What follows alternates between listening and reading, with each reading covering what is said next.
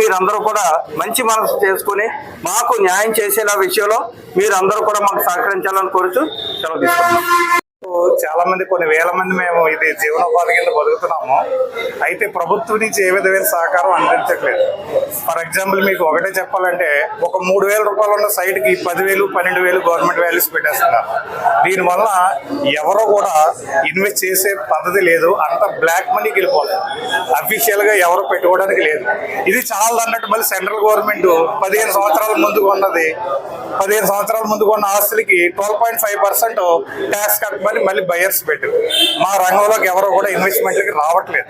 అంత black mail కింద మారిపోతున్నాయి తప్ప చిన్న చిన్నగా కొనుక్కున్న వాళ్ళు చాలా సఫర్ అవుతున్నారు. దీనివల్ల డబ్బున్న వాళ్ళు కాదు మోసపోతున్నది, లేకపోతే నష్టపోతున్నది. చిన్న మిడిల్ క్లాస్ వర్కర్స్ కష్టపడి పనిచేసే వాళ్ళు ఒక చిన్న ఇల్లు కట్టుకోవాలంటే అది ఈ జీవితాంతం కష్టపడిన పని అవ్వట్లేదు. అటు బయట రేట్లు పెరిగిపోయి, ఇటు గవర్నమెంట్ కి అయిపోయి, కొనుక్కున్న బయ్యర్కి కూడా ₹1,00,000 రావట్లేదు. ట్యాక్స్ రూపాయన 4-5 లక్షలు కట్టాల్సిన పరిస్థితి ఉంది. ఇవాళ స్థలానికి పన్ను, వేకెంట్ ల్యాండ్ ట్యాక్స్, మళ్ళీ వచ్చి కొనుక్కుంటేనేమో ఇన్కమ్ ట్యాక్స్. నీకు ఇన్కమ్ ఎక్కడి నుంచి వచ్చిందని వాళ్ళ ట్యాక్స్ వేస్తున్నారు. అమ్మినోడికి ఏమో నీ మీద ఆదాయం వచ్చిన దాని మీద వాళ్ళ ట్యాక్స్ వేస్తున్నారు. ఇన్ని రకాల ట్యాక్స్ వేస్తారు అసలు మా రంగం మీద. ఒక కొద్ది గొప్ప కొంచెమైనా ఉండాలి కదా. ఎక్కడ పెడితే అక్కడ బాధేయడం, ప్లాన్ పెట్టుకుంటే ప్లాన్ ప్రతిదానికి.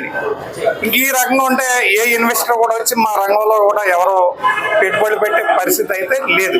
ఇది కొంచెం ప్రభుత్వం, సెంట్రల్ గవర్నమెంట్, స్టేట్ గవర్నమెంట్ కూడా మమ్మల్ని కొంచెం ఆదుకోవాలని, ఈ పద్ధతి మార్చాలని, వాస్తు విలువ కంటే ఎక్కువ ఉన్న భూముల రేట్లు అర్జెంట్ గా తగ్గించాలని, అలాగే 7.5% మాకు రిజిస్ట్రేషన్ పెడుతున్నారు. అది కూడా 3% చేస్తే అందరూ నిజాయితీగా ఉన్న రేటుకి కడటానికి అవకాశం ఉంది.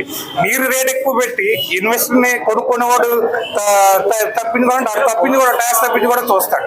మీరు రీజనబుల్ గా పెడితే వాళ్ళు రీజనబుల్ గా ట్యాక్స్ కడతారు, రీజనబుల్ గా వాళ్ళు చేయించుకుంటారు. మీరేమో ఉన్నదానికి 4 రెట్లు పెడితే వాడు కొన్నదానికి 4 రెట్లు వెనక్కి అడుగుతాడు. ఇది పరిస్థితి. ఇది మార్చాలని 2 గవర్నమెంట్లు మేము కోరుకుంటున్నాం.